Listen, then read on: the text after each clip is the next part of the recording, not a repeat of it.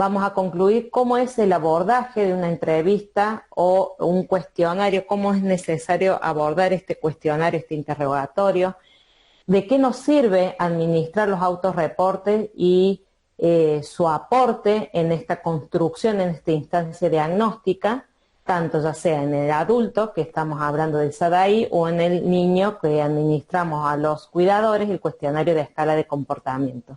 Todo este interrogatorio, esta entrevista, tiene que ser abordada de una manera para llegar a una instancia diagnóstica cuando abordemos el proceder de la audición.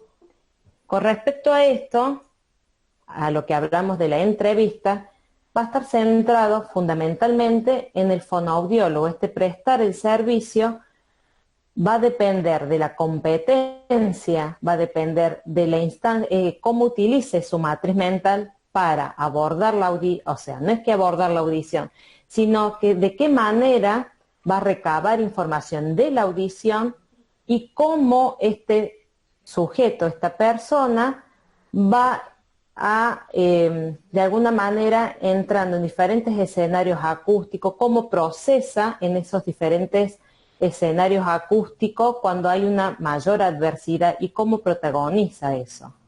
Entonces, cuando hablamos de la entrevista, no es un mero recabar información de la instancia otológica, porque viene, escucha menos, tiene acúfenos, tiene zumbidos, sino que asumir esta entrevista no como un mero interrogatorio, sino como una instancia que podemos mirar y observar otros aspectos vinculantes. Por ejemplo, esta persona que viene al consultorio y viene por un motivo, ya sea porque nota o lo mandó el otorrino o nota una dificultad en la disminución de la audición, pero nosotros podemos observar qué necesita. Necesita que yo le hable más fuerte.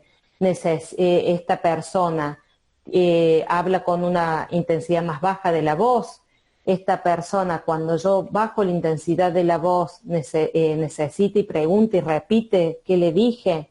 También puedo vincular los aspectos odontoestomatológicos que hacen a que uno llegue a una primera hipótesis diagnóstica. Entonces, esto no es un mero interrogatorio, no es solamente que me voy a ligar a lo otológico, sino que voy a ver cómo funciona esta persona, esta audición en los diferentes entornos sonoros. Que ya no es solamente, ¿usted nota que escucha menos? ¿En qué circunstancias escucha menos? Sino que también le voy a administrar autorreporte donde se protagoniza en diferentes escenarios y nos puede decir cómo él aborda su déficit o lo que siente con este déficit. Entonces hay una página que está en el manual de la audición, en la página 51, o está en la página 12 del manual de audición y voz, que nos presenta la posibilidad de un abanico de problemática, y en esto es lo que decía la profe Silvana. Está bien este paciente, pero tenemos totalmente un universo desconocido. Entonces es muy bueno pensar en el abanico de problemática, el abanico de pacientes que podemos atender.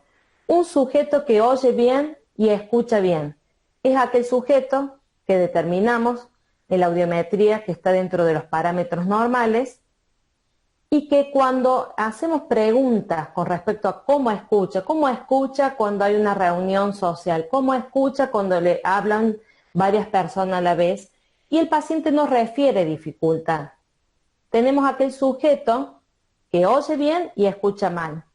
Es el sujeto que nosotros podemos determinar que la audiometría está dentro de los parámetros normales, pero cuando hacemos un cuestionario o cuando hacemos una pregunta de cómo escucha en diferentes situaciones de adversidad acústica, que hay varias personas que están en una reunión social, o dice, no sabes qué, me hablan y no entiendo lo que me hablan. Bueno, ese es el paciente que ya con una audiometría no nos basta para abordar su problemática, porque está refiriendo que escucha mal. El sujeto que oye mal y escucha mal es aquel sujeto que podemos determinar la pérdida auditiva en la audiometría, pero también cuando hacemos preguntas o de autorreporte o preguntas referidas a la escucha, a la percepción en diferentes escenarios acústicos, va a referir mucha dificultad en este procesamiento. Y también tenemos un sujeto que podemos determinar su pérdida auditiva, podemos determinar o él puede referir que escucha mal, pero está equipado, implantado y se puede adaptar a esta nueva realidad auditiva. Como aquel sujeto que también oye mal, escucha mal, está equipado, pero no se adapta a esta nueva realidad auditiva. Y este paciente probablemente venga a demandar de nuestro servicio, pero acá tenemos que no se adapta a esta nueva realidad auditiva. Entonces, es este el desafío, que no podemos, en este caso, ni siquiera ir por el motivo de consulta o qué le está pasando, lo que nosotros recabamos en esta entrevista, porque este paciente no se adapta a esta realidad auditiva. Y probablemente la rehabilitación auditiva sea totalmente, o el pronóstico, o los objetivos terapéuticos sean distintos. Y tenemos un sujeto que no oye, porque tiene problemas auditivos, porque ya está determinada la capacidad auditiva, y tampoco, es decir, el sordo, y tampoco quiere oír, o puede ser una pérdida profunda. O tenemos aquel sujeto como un abuelo, está claro en sus conductas que necesita que le hablen fuerte, que está claro que no entiende cuando le hablen por teléfono, que está claro que no puede responder al timbre de la casa, pero no quiere oír. Pero sí el entorno, sí sus familiares lo llevan a la consulta pidiendo qué se puede hacer, si se puede equipar con una órtesis, qué se puede hacer. ¿Y cómo haríamos en ese caso? ¿Cuál sería nuestro accionar correcto? ¿Cómo podríamos modificar nuestra estructura profesional en ese caso? Por eso esto es lo que le decía Silvana, que cuando uno cree que va a venir el paciente ideal, por eso me encanta esta hoja, empezar la anamnesis, el interrogatorio, porque no es un paciente ideal, o no es un paciente que se muestra tal cual con su motivo de consulta, y nosotros tenemos que ir recabando cuál es su verdadero motivo de consulta, o no lo es en este caso. Lo que se llaman dilemas, ¿no? Uno resuelve dilemas en la vida de la gente. Y para esos dilemas son súper incómodos de resolver. A veces lo que piden es imposible. A veces lo que piden no es ético. A veces lo que piden no es pertinente. Para eso, ese interrogatorio que plantea Lorena, que es una entrevista, que es un encuentro, permite saber en qué lugar me voy a parar yo con el dilema. Porque el dilema es un dilema ético y es un dilema profesional. Algunas colegas van a aceptar resolver el dilema en base a la demanda. Otras vamos a poner nuestros reparos. Y en esa construcción, en ese freno que uno pone, marca la cancha en cuanto al alcance de las posibilidades que uno tiene. No siempre solamente es el diagnóstico, implica eso. Las decisiones. Lo que planteamos es que ese paciente que lo quieren obligar a oír. La comunidad sorda es una comunidad que se interpreta no como una discapacidad, sino como una minoría lingüística, donde el padre oyente quiere que su hijo sea oyente y en realidad es sordo, y la madre sorda no quiere ponerle un implante coclear. En esos debates nosotros tenemos mucho que ver, por eso hay que construir una manera de decidir, que dice la profe Lorena, de pensar, de resolver, porque uno va a atravesar la vida del otro hasta donde el otro quiera, pero a veces uno atraviesa demasiado la vida del otro.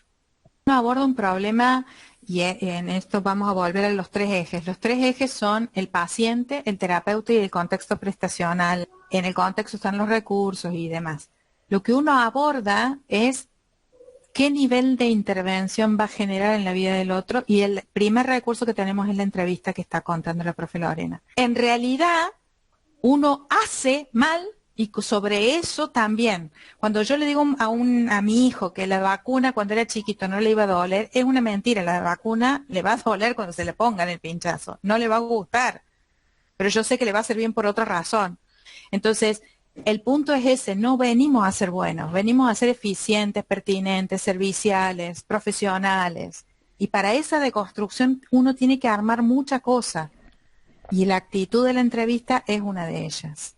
El cuerpo que uno le pone en la entrevista, el lugar que uno le pone a que el otro ingrese, a que el otro se explaye, es importante. Y no siempre es tan cómodo como lo plantea la profe Lorena. El paciente ideal da la casualidad que no está. Que no. Porque vos vas a responder en base a tu íntima convicción. Yo en lo personal he ido cambiando. Cuando entendí la comunidad sorda como una minoría lingüística, no era una persona incompleta que debía completarse con un audífono. Pero para todo eso te tenés que plantear qué pensás vos. Son dilemas que tenés que incorporar a tu constructo, a lo que la profe llama matriz mental del profesional, que es como yo miro. Así como yo hoy les estaba contando que pero para ustedes es una ofensa enorme, que para mí un alumno que se equivoca no es un alumno que no sabe, sino es un alumno que se animó a aprender y me ofrece el error como un territorio para rescatarlo y construir el aprendizaje juntos, el paciente también. ¿Sí? Por eso, y los motivos de consulta no necesariamente vienen de que no escucho, sino que un poco más profundo, que es como dificultad en la discriminación auditiva, dificultad en el procesamiento de los sonidos, dificultad y problemas de atención, no puedo orientar y focalizar mi atención, alguna dificultad también de conflictiva cuando la persona está con muchas fuentes de sonido y no puede focalizar su atención. Entonces ya no tenemos un motivo de consulta literal como no escucho bien, sino algo más discriminado como estos de procesamiento auditivo. Por ejemplo, que no puede focalizar su atención y se distrae fácilmente. Sensaciones dolorosas e incómodas que el paciente dice, ay, cuando yo voy y aumentan la intensidad del lugar o hay mucho sonido que es fuerte, me empieza a doler. Esa es la hiperacusia, la sensación dolorosa o incómoda ante sonidos fuertes. Entonces, tenemos como un abanico de sintomatología que pueden consultar, pero lo importante acá, por un lado, es lo que siente que aqueja al paciente y cómo percibe su padecimiento. Y por otro lado, los síntomas, signos clínicos que yo lo puedo objetivar. Tal vez lo puedo medir con una audiometría y puedo decir su pérdida auditiva es leve. Pero el paciente se queja o refiere esta dificultad que yo puedo objetivar como leve y lo siente que con un mayor padecimiento. Y ahí está, entre lo que se siente y lo que queja y cómo padece esa dificultad y lo que yo puedo determinar o medir, en este caso a través de una audiometría, a través de una logoaudiometría. Entonces eso es necesario que lo trabajemos dentro de nuestra construcción de rol fonoaudiológico, porque yo puedo objetivar una pérdida auditiva leve, moderada, que necesariamente lo podría transitar de otra forma, pero esa persona lo padece de determinada manera, que no podemos objetivar en este caso. Los signos que vamos a ver, Lore, en el anamnesis, como planteabas recién, por ejemplo, si el paciente gira la cabeza para la fuente sonora, es un signo. Si el paciente ante mi elocución, cuando yo le quito la lectura labial, no me entiende, Exacto. esos son signos, no son síntomas. No son Los síntomas son los que él va a referir, pero los signos para nosotros en la anamnesis son esos. Exactamente. Si yo bajé el volumen de mi voz, me giré y el paciente necesita que yo le repita, exactamente. Entonces esto, cuando asumimos la entrevista, no es un mero interrogatorio, sino el valor de saber preguntar, qué preguntar y saber que va más allá de lo ontológico, sino que necesito revelar una información, la información de la audición, cómo transcurre esa función auditiva en diferentes entornos. Y la posibilidad también de adaptar las preguntas al paciente, eso es lo fundamental. Entonces, hay diferentes espacios donde se puede desarrollar una entrevista.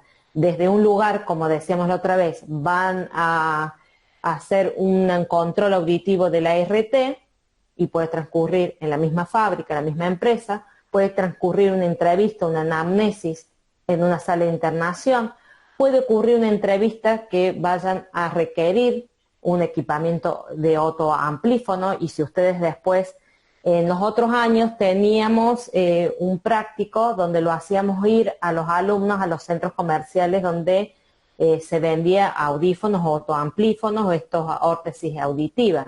Entonces, el espacio donde transcurre esa entrevista es de otra índole, vamos a decir, pero bueno, no podemos profundizar ahora porque no van a tener la posibilidad de visitar estas casas comerciales, pero van a ver que es otro el contexto, que ya no es como el terapéutico y el asistencial, ¿sí? Porque si bien está pensado en una rehabilitación, pero está pensado en, es como complicado, justo es un tema ético, vamos a decir, pero también está ligado con lo comercial, por supuesto, porque son diferentes marcas, diferentes casas que venden como diferentes soluciones auditivas. Entonces son diferentes los espacios donde puede transcurrir una entrevista, pero el valor está en saber preguntar. Por eso mi pregunta, un modelo de anamnesis, y no nos va a llevar a que nosotros podamos llenar como una mera planilla, a ver, ¿usted por qué viene? ¿Tiene acúfeno? ¿Tiene mareos? ¿Tiene vértigo? No es un simplemente llenar, sino que es un proceso metacognitivo de que nosotros llegamos como a la primera instancia de nuestra hipótesis diagnóstico. Entonces, aprendo a escuchar, aprendo a repreguntar y a preguntar. En algunos casos el paciente dijo algo y desde esa pregunta yo puedo preguntar y poder llevar la entrevista y poder llevar a mi hipótesis diagnóstica. Por eso un modelo de anamnesis no nos sirve, sino que podamos construir una guía, qué preguntar, qué es necesario y no poder olvidarme algunas preguntas. Por eso hay informaciones necesarias para revelar la audición según la edad del paciente. Entonces, ¿qué preguntar? ¿Qué síntomas recuperar? En el caso de los niños, vamos a hacer un abordaje multidimensional y vamos a ir desde lo más general hasta lo más específico, que en este caso es la conducta auditiva. Vamos a preguntar del desarrollo del niño, de las diferentes etapas, de sus antecedentes peri, pre, postnatales. Vamos a preguntar si hay un familiar con antecedentes de hipoacusia, sordera, hasta ir a aspectos fonoaudiológicos y aspectos de la conducta auditiva. ¿Tiene dificultad para localizar los sonidos? ¿Le molestan los sonidos fuertes? O podemos preguntar cómo reacciona en su casa cuando hay un ladrido del perro, cuando alguien toca el timbre, cuando se caen las cosas de la casa, cómo reacciona cuando le hablo de espalda, cuál es la conducta, eleva el volumen del televisor. Entonces vamos a ir desde lo más general, desde el desarrollo, hasta lo más específico, que es la conducta auditiva. Como nosotros vamos preguntando, es como de acuerdo, es la adaptación que vamos a tener de acuerdo al papá que tenemos al frente, de acuerdo a cómo va respondiendo el paciente, y ahí vamos adaptando nuestras preguntas. Nunca nos tenemos que olvidar, si el paciente es escolar, cómo es su aprendizaje escolar. ¿Alguna duda, algo por decir? Me van avisando. Bueno, y con respecto a esto, si nos quedamos solamente en la conducta auditiva, no podemos tener un abordaje integral de este paciente, porque en este caso la escala de comportamiento auditivo, que tenemos 12 ítems, pero estos 12 ítems hablan desde el procesamiento auditivo, desde el aprendizaje escolar, y es necesario hacer un abordaje integral. Acá tenemos, tiene dificultad para escuchar o entender cuando está en un ambiente ruidoso. Estamos hablando de procesamiento auditivo. Pero acá tenemos otra pregunta que ya no está relacionada con el procesamiento auditivo, sino con tiene dificultad para seguir órdenes o instrucciones orales. Estamos hablando de otras habilidades que entran en juego, donde frecuentemente se puntúa con 1 y nunca 5. Mientras más alto es el puntaje, es mejor la capacidad que tiene este paciente. Y vamos a ver que hay otras preguntas que están relacionadas con la atención, pero a su vez se distrae con facilidad, presenta problemas de aprendizaje, mantiene su atención por periodos cortos.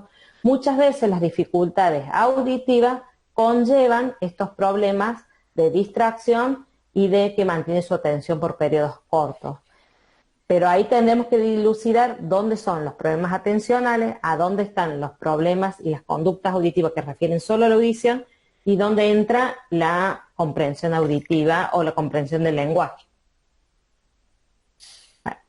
¿Hay algo para decir? Por eso estos autorreportes son importantes de tenerlos, de poder administrarlos a los cuidadores o a los papás, porque nos aportan una información más que lo otológico, más del otorrino, más del interrogatorio que nosotros fuimos aplicando. Y en el paciente es distinto el abordaje que nosotros hacemos y cómo vamos a ir revelando la información que necesitamos. Probablemente vayamos del motivo de consulta, de cómo apareció esta dificultad de la audición, de la escucha, de la antigüedad, si tiene acúfenos, si tiene, que son los zumbidos, si tiene mareos, si tiene vértigo. Probablemente vamos a ir a preguntar cómo entiende en las reuniones, cómo entiende cuando le hablan por teléfono, cómo entiende cuando le habla una mujer, un hombre. Entonces vamos a ir desde lo más específico a lo más general, como por ejemplo si toma si toma medicina, si toma otros medicamentos y para qué, para llegar después al cuestionario de el SADAI, que ya lo estuvimos viendo un poco, donde lo sitúa el sujeto como protagonista de escenarios y cómo protagoniza los diferentes déficits. Y a su vez vemos que casi siempre tiene una puntuación de 4 y vamos al casi nunca una puntuación de 1, donde el mayor score, que será más o menos de 120, 130, nos arroja que tiene mayor capacidad auditiva, pero a su vez hay preguntas relacionadas con otras habilidades. Si nos situamos, por ejemplo, usted puede tener una conversación con alguien en una habitación tranquila, que es la pregunta 2, y tenemos otras preguntas como la que se refiere a la 10, a la 16, 22 y 28, solo van a referir a la detección de sonido. Vamos a entrar en juego, vamos a tener una puntuación de esa habilidad, de la detección de sonido. En cambio, si queremos evaluar la subhabilidad, vamos a decir, de la inteligibilidad del habla en ruido, vamos a ir a otras preguntas, como la 12, la 14, la 20, que se refiere a esa persona que entra en otros contextos, como por ejemplo, ¿puede usted entender lo que dice el vendedor en una tienda llena de gente? Estamos hablando de la inteligibilidad del habla en ruido. Entonces, es importante que este autorreporte nosotros sepamos qué preguntas están relacionadas con qué habilidades, porque a su vez podemos hacer un análisis de intracuestionario que es fundamental a la hora de cómo interpretar este diagnóstico. Cuando golpean la puerta usted escucha versus el timbre, es otra carga frecuencial. Y la carga frecuencial del golpe es más grave. Entonces va a buscar algo que tenga que ver con lo agudo, que es el timbre. Bueno, sí, no necesariamente aplicar un autorreporte, podemos hacer una conclusión definitiva, sino es un aporte más con los registros otológicos, con lo que siente el paciente, con los signos, como habíamos visto, con lo que vamos a observar, más lo que nos va a reportar, en este caso el SADAI, que nos va a dar cierta puntuación y que después podemos hacer ciertas interpretaciones a los procesos, a las habilidades que están incorporadas o que están evaluadas. Entonces ya vimos que en el proceso de atención del paciente hay una derivación o consulta espontánea, abordamos la entrevista y la posibilidad que los autorreportes nos ayudan a esta valoración y ya vamos a la valoración en sí misma,